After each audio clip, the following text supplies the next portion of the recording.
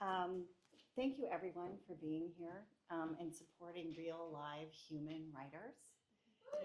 Thanks to Connor Flanagan and the Bridgehampton Museum for having us. You're in for a real treat tonight for personal tales about life and land and Little League, aging, perhaps not so gracefully, family, and some prominent dogs.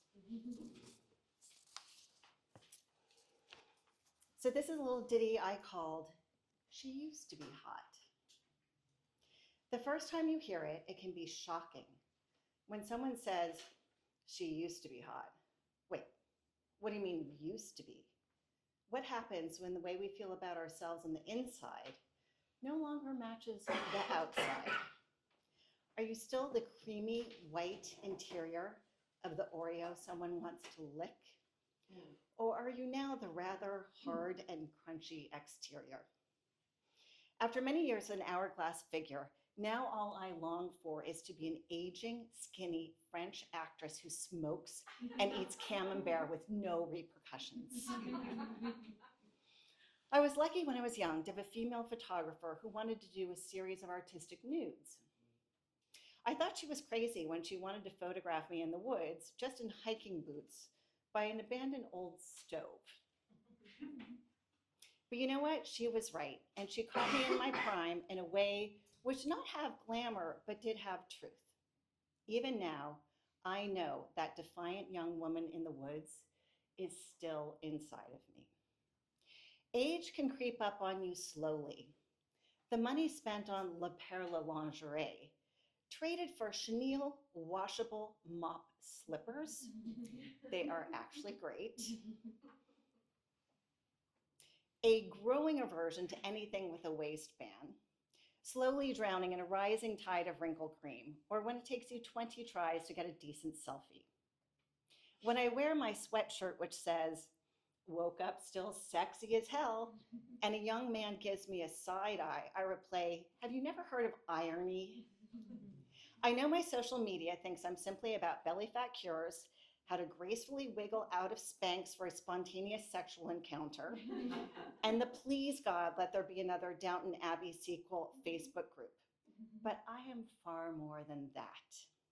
Yes, I still want to think of myself as desirable. I know aging men can hang on to their virility with Viagra and a set of rubber balls hanging off the bumper of their pickup trucks. Yet I have yet to see a set of fuzzy ovaries dangling from a woman's rear view mirror. I have been hot, I have been not hot. And then I have been hot because of hot flashes, and all I wanted to be is not hot. And then I thought, what does it mean to be hot anyways? I would rather be cool on all fronts. Cool because I am smart and well-traveled in life and speak French and Pig Latin and know the secret to not having a runny pie is minute tapioca. I am an excellent golfer because I am not attached to where the ball lands. I can ignore others' stares when I brought my mother's ashes to a wine tasting or to King Cullen in a grocery cart because she didn't get out much. I have a signed copy of The Second Sex by Simone de Beauvoir and know my way around a hula hoop. I've ridden polo ponies and toured the Rolls-Royce factory in Goodwood, England. I have mastered full moon rituals. And when I feel depressed, I put on my father's World War II cap from his Army intelligence uniform and dance for democracy, which is dying. I plant roses based solely on their scent because the saddest sight is a woman who raises a bouquet to her nose only to be disappointed. I am delighted when it snows so I can walk to the cemetery to make snow angels for the dead. I practice yoga daily. I'm a nationally award-winning writer, just won the Press Club of Long Island Best Humor column last night. And a big part of my real estate business is single women buyers. I don't do TikTok or Ozempic or suffer fools lightly. In the dating world, we need to get over the first question of is he or she hot? What we need to be asking is what is their moral character? What is their value system? Are they kind? Do they take care of the people they love? Are they a good partner and leader? Do they show compassion for Mr. Tibbs' incontinence? How you look on TV should not be the deciding factor for anything. It is okay to toss the bikini as simply a small, overpriced piece of water-resistant material. Like pet gerbils, it simply was never meant to live forever and can respectfully be buried in a shoebox in the backyard under the hydrangeas. Being healthy and fit, of course, is important at any age, but letting go of judgment is liberating. There is a reason the crones in fairy tales have all the magical power. They know that what's on the inside is a rich, vast experience, and they don't have to take shit from anyone because they would not trade wise for hot any day.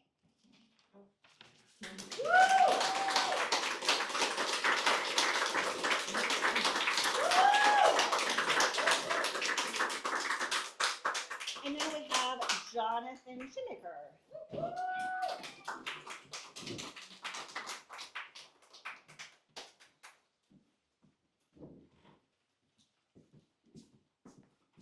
Hi everybody, I'm Jonathan. I forgot I was going to be on camera. Not my favorite situation. This is called Now Let Us Praise Famous Dogs. Buddy was a black lab border collie mix, smart, sweet, and loyal. He fell into my lap in the summer of 1988, just as I was breaking up with Linda, my college girlfriend. This was after my junior semester abroad when, in my absence, Linda fell for a nerdy young scholar of Victorian literature who reminded her of her own nerdy father even more than I did. I had grown up with a series of golden retrievers. They were as loving as they were dumb and were my best friends as a kid. Buddy was the first dog who was truly my own. Unlike Linda, Buddy never took his eyes off me. He followed me from room to room and stood at the window every morning watching when I left the house for class. My fourth year at the University of Virginia was immersed in academics and dog life, trying to forget Linda and spending morose, boozy nights on my own with Buddy. I buckled down in my studies and applied to grad school. Somehow Columbia University said yes, so Buddy and I moved to New York. The literature program was way harder than I imagined. I spent endless hours in the library trying to keep up, while Buddy spent lonely hours in a tiny studio apartment. A hard year for us both. That summer I partnered with a roommate to find a bigger home for us. We lucked into the sublet of a large pre-war apartment. Buddy and I were happy in our bachelor years. None of the New York girlfriends lasted too long. 3 months was the usual expiration date, and I always had the dog to fall back on. After Columbia, I leaned into the circus-like world of film production. Leaped into the circus-like world of film production. A friend of mine was the assistant director on a short film shooting in Montauk. He invited me to join him for the weekend.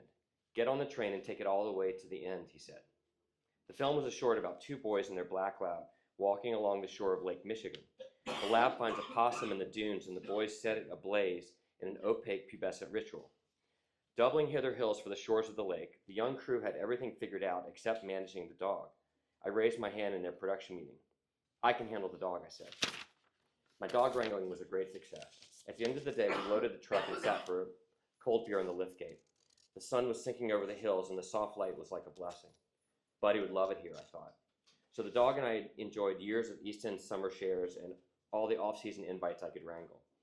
When he was 13, Buddy began stumbling on walks and struggling with stairs. The Manhattan vet warned me that the loss of strength in his hind legs would lead to rapid decline, and it did. We scheduled Buddy's last ever vet appointment for a Monday. I spent all weekend lying on the apartment floor with him and my then-girlfriend Kathleen. Kathleen was willowy and soft and a great listener. Although we had been together for only a few months, I was now giving her a full dose of my anxious, overwhelming grief for Buddy. Burying my face in his soft black coat, I repeated the only words I could manage. I'm not ready. I'm not ready.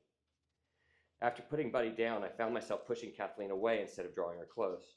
I was completely off keel and didn't know how to right myself with another human being. I saved Buddy's ashes and took them with me to Amagansett that October. I invited some friends to join me on a Saturday morning at Indian Wells Beach, and we scattered his ashes in the surf. Bonnicker was a hound mutt. Short red coat, long trunk, and strong legs that made him the fastest dog in the park. My wife Diane and I adopted him in 2007, in the first year of our marriage. We referred to him from that day and always as our firstborn. Diane never had a dog, even as a kid. She was one of 4 children born to schoolteacher parents in Coram on the north shore of Long Island. They lived in a tiny house with 1 full bathroom for the 6 of them. Diane and I first met in the bar at Café Bruxelles in the West Village. I saw her in profile, sitting 3 stools away, beautiful and athletic, with a strong aquiline nose. that word is hard for me, aquiline nose. It means Roman. I learned later she had broken that nose in a college lacrosse game when she was All-American captain of her team.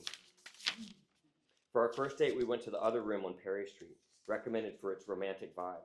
We met outside and walked into a candlelit space brimming with dogs. It turned out the bar had an aggressive pro-dog policy. Young couples from all over Lower Manhattan came there to drink with pups at their feet. Diane, the consummate yearner of dog life, practically swooned in the doorway. 3 years later, we were married and bought our first house, a weekend bungalow in Springs. Diane petitioned for a dog. I had been dogless since Buddy. We took a day trip to North Shore Animal League in Port Washington.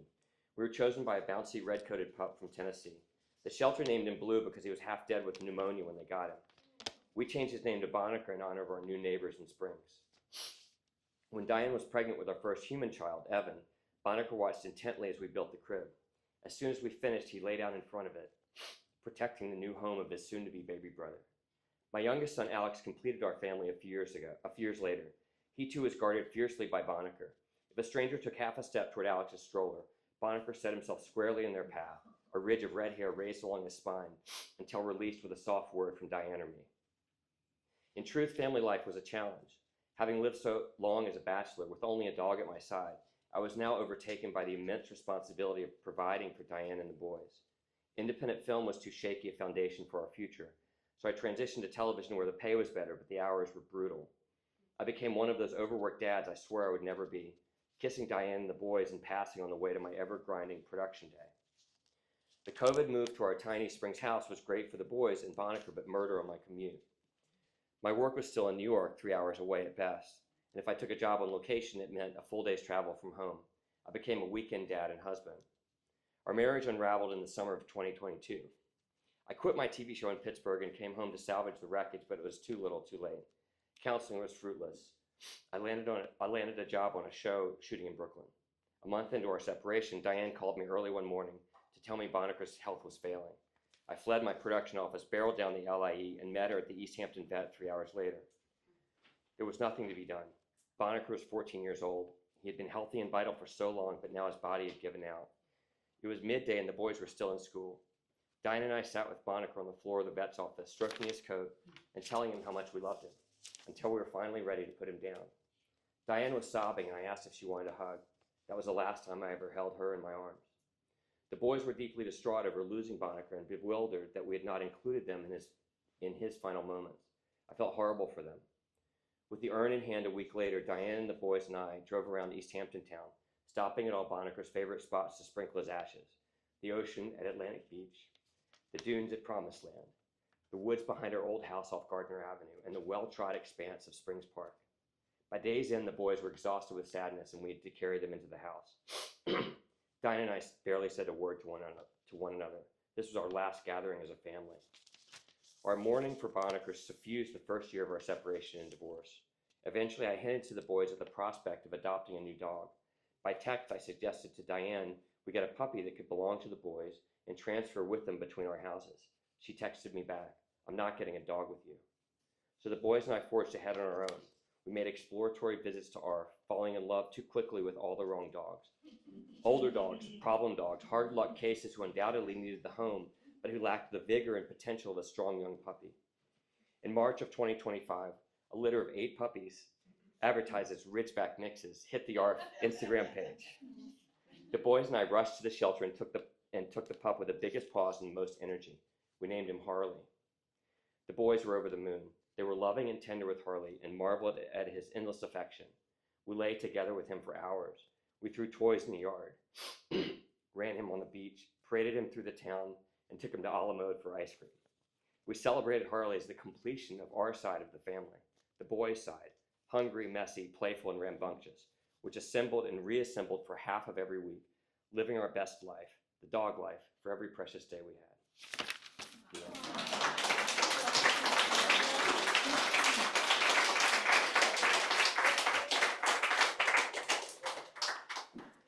And now I would like to introduce Tracy Toomey McQuaid.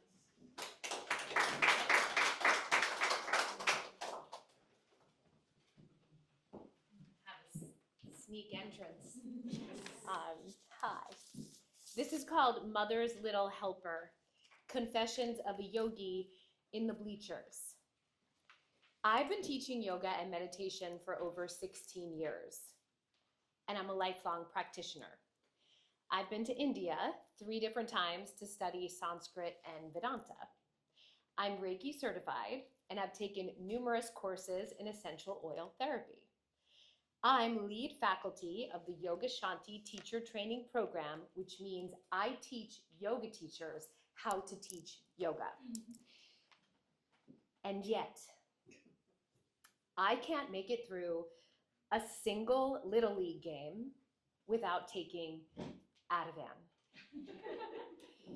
Sometimes paired with wine, sometimes paired with cannabis, sometimes paired with propanolol, which is a prescription beta blocker that quiets the body's physical response to stress. I am a yoga teacher who leads sold-out retreats and workshops all over the world. Don't I know dozens of breath exercises that are proven to stimulate the parasympathetic nervous system? I do. Haven't I read the research that lavender oil bypasses the amygdala and leads to a settling of the mind? Oh, I have. Isn't my pantry stocked to the brim with an assortment of adaptogenic supplements and teas said to harmonize and balance all systems? It is. And don't I lead numerous people through yoga sequences that facilitate the exhale, therefore leading to a sense of rootedness and tranquility on a daily basis? I sure do. So why, you may ask, can I take a drop of the ashwagandha I peddle so passionately when it's time to suit my 11-year-old up for a game of the American pastime? I have tried. Let me tell you a story. I remember the first time John Michael ever took the pitcher's mound like it was 5 minutes ago.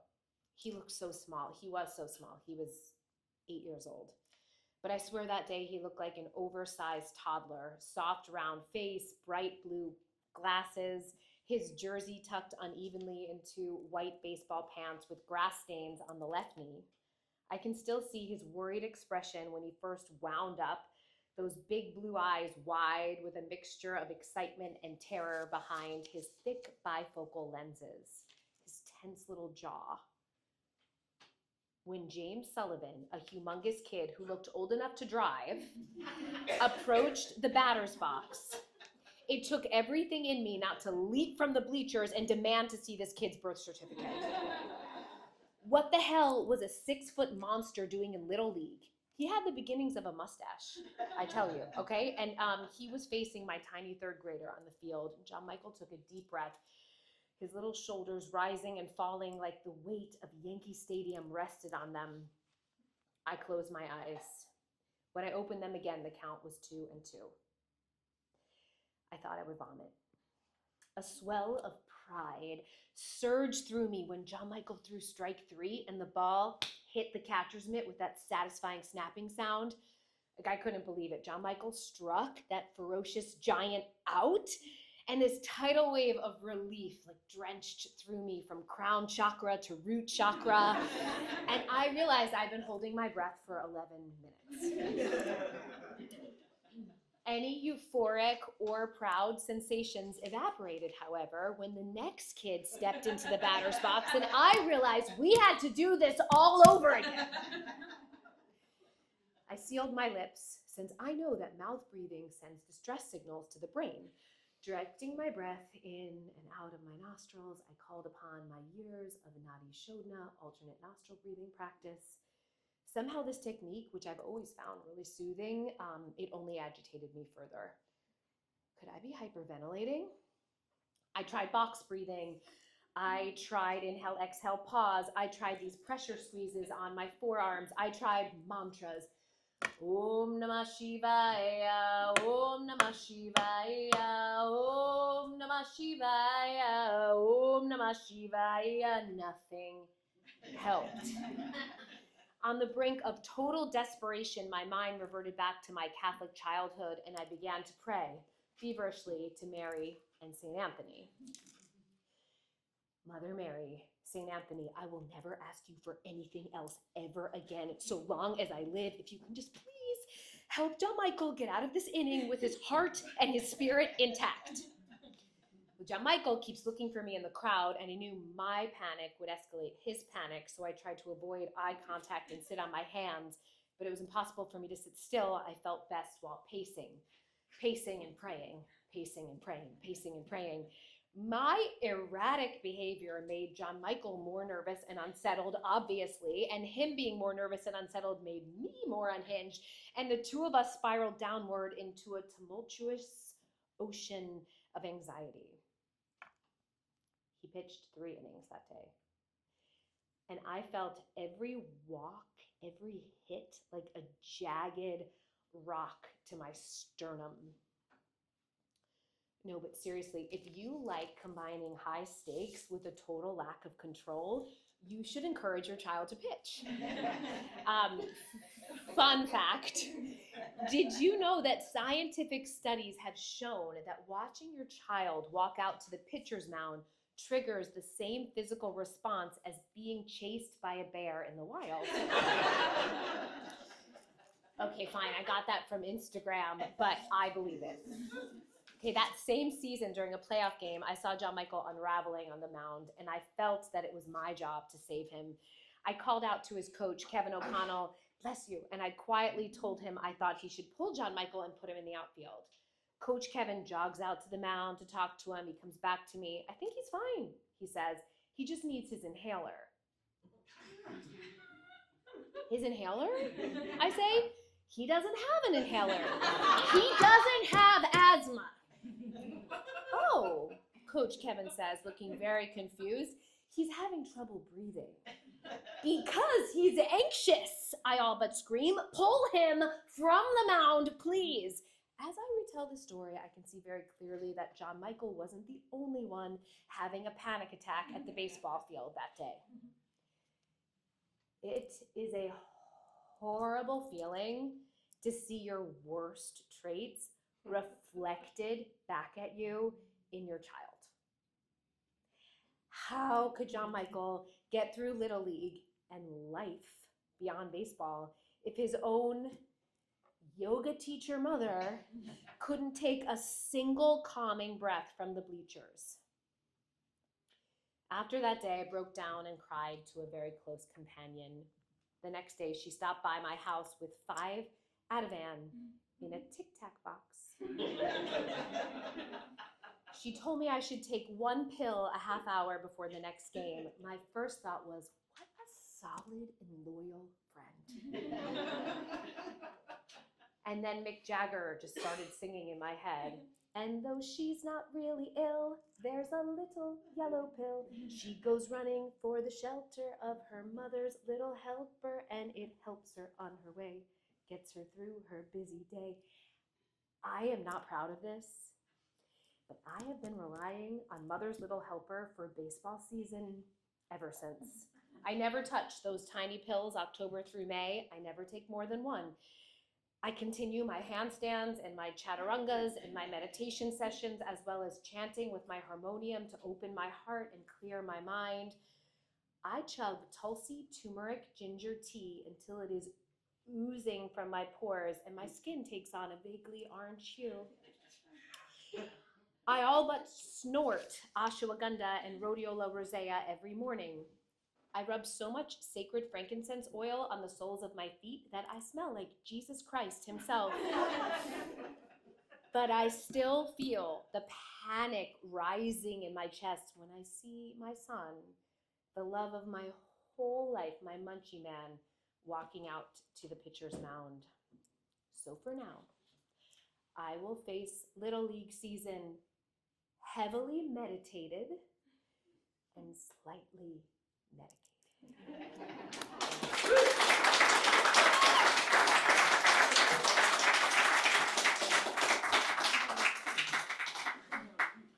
Excellent. And now we have Marilee Foster.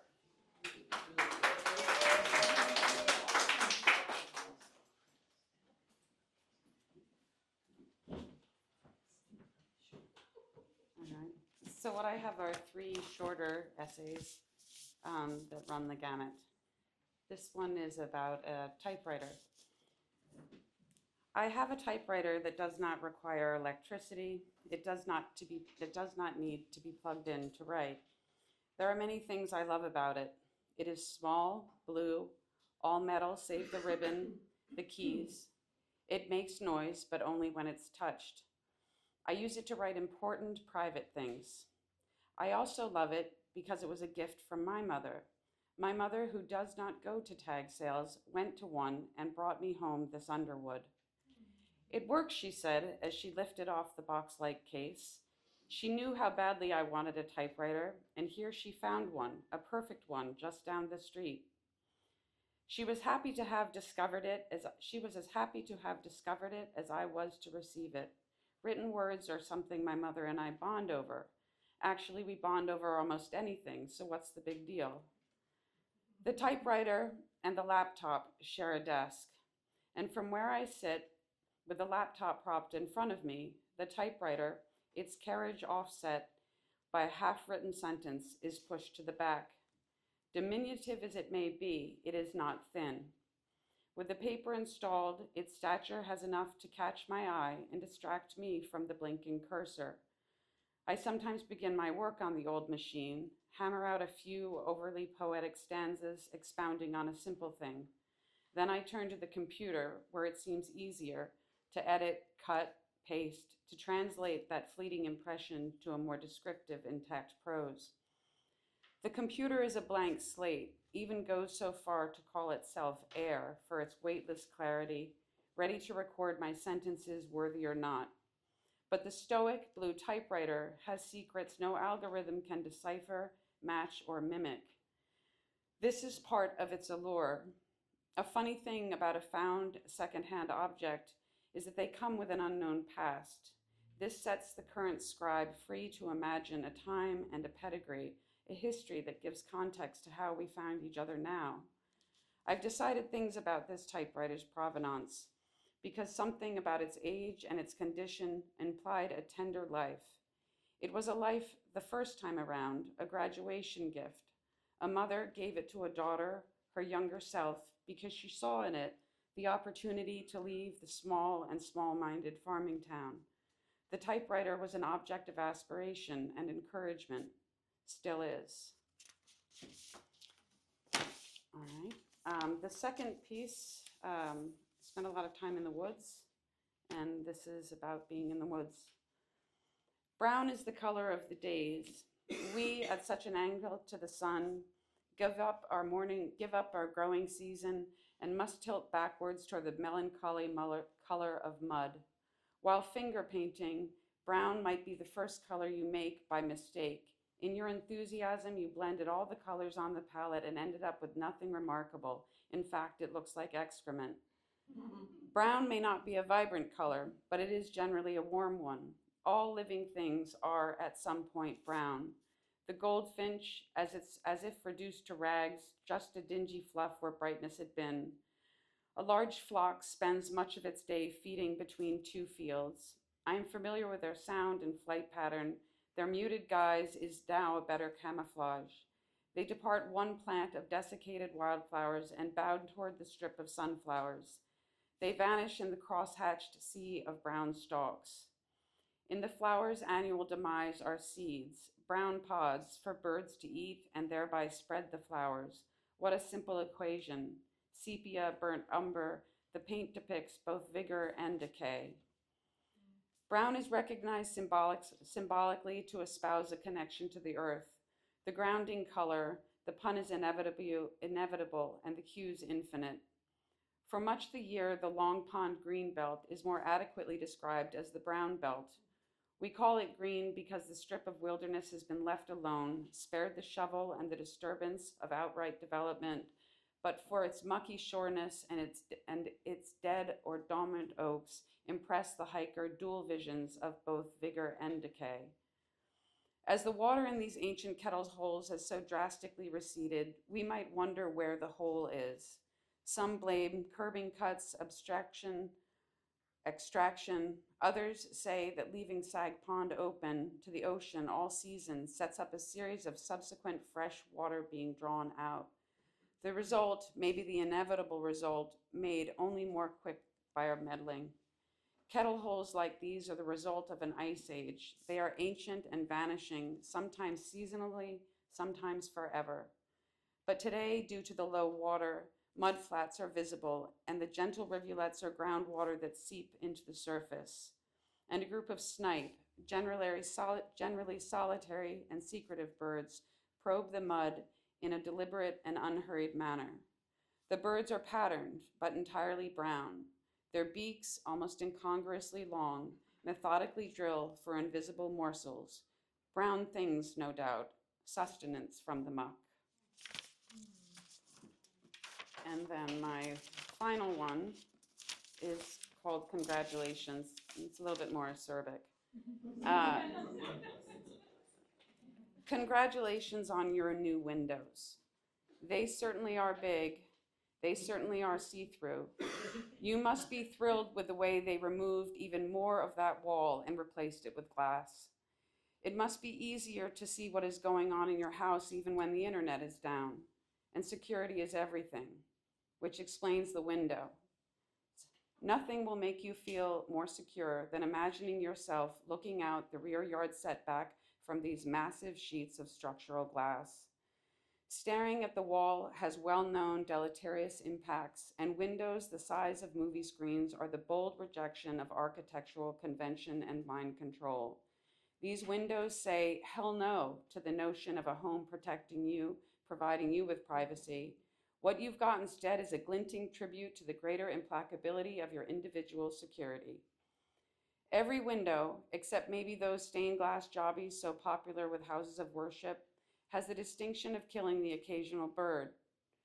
Birds, as we know, have very small brains, even smaller than ours are becoming. And while some birds have learned all sorts of adaptive behavior, glass presents an intellectual barrier they cannot exceed. Nor are they, like women, large enough to break it without being mortally wounded. Turkeys appear to be the only exception, so if you're building near a flock of turkeys, you may want to consider netting. At any rate, back to the things with small brains. You know, because of your work in risk assessment, that thinking small is as dangerous as staring at that aforementioned wall. In fact, it is metaphorically the same thing. Birds, as glass shows us, are small thinkers, and they, unlike women, cannot see the invisible wall in front of them.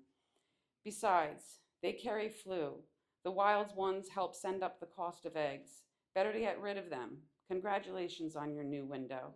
Congratulations on doing your part. And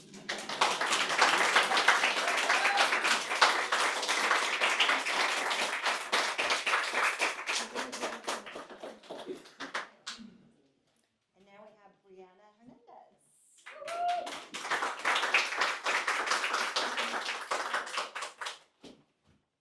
Hi everyone, my name is Brianna Hernandez, and this piece is titled A Letter to My Future Corpse, Confessions of a Death Doula. To my future corpse, wherever and whenever you are, if you're receiving this letter, it's because I have died. But you already knew that. I wish we could have met, but in the absence of a face-to-face, I've asked a loved one to read you this letter during our burial. I've been preparing to become you for some time. For years, I've been facing my own mortality, preparing advanced planning documents, sharing my wishes with loved ones, and doing my very best to prepare our body to become nutrient-rich compost for our new home in the soil. I've been updating this letter over time, but since I don't know when I'll die, I'm sorry if I may have left some things out. I wanted to tell you one last time how much I appreciate you and all you carried us through. Now, in this moment, I can tell you I love you, my body, as I love my mother. When I look in the mirror, I see Sylvia's eyes, smile, and curls. People I've never met recognize me as her daughter. I get these glimpses of her living on after death, simply by existing in the body she created. Even when I dress in her clothes for my griefy video art, my siblings think they're seeing a ghost. They seem more freaked out than comforted, though, and I find mischievous joy in this. In these moments, I'm in disbelief that I ever saw anything but beauty and love in my own skin, though I have to admit I didn't always feel this way. For most of my youth, I did not accept you, my body. I used to hate you, fight you, wish you to be someone else's body. I used to demand of you without tending to you. I used to fear you and what you're capable of. And most of all, I took you for granted. I learned slowly, with the patience of a mother, to nurture and treasure you. And I remain flexible in growing with you and what we will become as I hopefully age and ultimately die. As part of this love for you, I've reminded myself not to get too attached to one season of my physical appearance, ability, or state of awareness. I know tomorrow I will have changed, and in 5 years changed even more should I live that long. But there has been one anxious death thought rattling in my mind as I get closer to becoming you. I worry people may think that because I've lived with grief for so long, or because I hold the grief of others, and because I publicly make work about death, that I'm somehow immune from feeling the scary, painful, impossible parts of grief that come with death. But it's the opposite. I allow myself to feel all of these things so deeply I embody them. I let them all in and out like waves on the shore. Whether it's a death anniversary, memories resurfacing, big life changes without loved ones to share the joy, or something funny happens and I think, I should call them, but then remember I can't. I don't shy from these feelings. As a griever and as a death doula, I would never shame someone for expressing their grief in all its forms. My goal of deconstructing existential denial of mortality does not equate to an absence of heartbreak in the face of loss. So when I show up cheerfully to talk about a casket made of moss and mushrooms, or start a death education sentence with, fun fact, I don't do so lightly. When I say I'm not afraid of dying, I mean it. Not because I lack feeling about being alive, but because I am, in every moment, sunk deep into aliveness. I am devoted to what John Dewey calls the mystic aspect of acute aesthetic surrender. This surrender includes feeling my body age and being grateful for it instead of fighting it, and knowing that I may not even get to age more than I already have. My time could be today, tomorrow, next week, or in 40 years, and that's not fully in my control. I treat every moment as a bonus instead of a given. I'm so grateful to see another sunrise, put my feet in the ocean, move my body joyfully in any way I can, and taste a meal that I made with the knowledge of my abuelita passing through our hands. If I'm being fully honest, I fear living a long life more than I fear being dead, mostly because I do not know if I will have the privilege of a good death. At least in my own family, I have not yet seen this happen. I hope we had a good death, one free of pain, violence, with access to dignified care, surrounded by loved ones, and retaining the agency to decide how our life ends. After our dying, we're hopefully wrapped in a lavender shroud and buried in a conservation cemetery forest, 3.5 feet under for green burial depth. As you slowly decompose to feed the soil and habitat surrounding you, I imagine it to be so peaceful. A green space, birds chirping, a squirrel in the nearby tree enjoying a snack, our serene forever home. Now, the deepest sleep we've ever had, after a lifetime of insomnia, we can finally rest. It's an honor to become you. Love you much, your past self.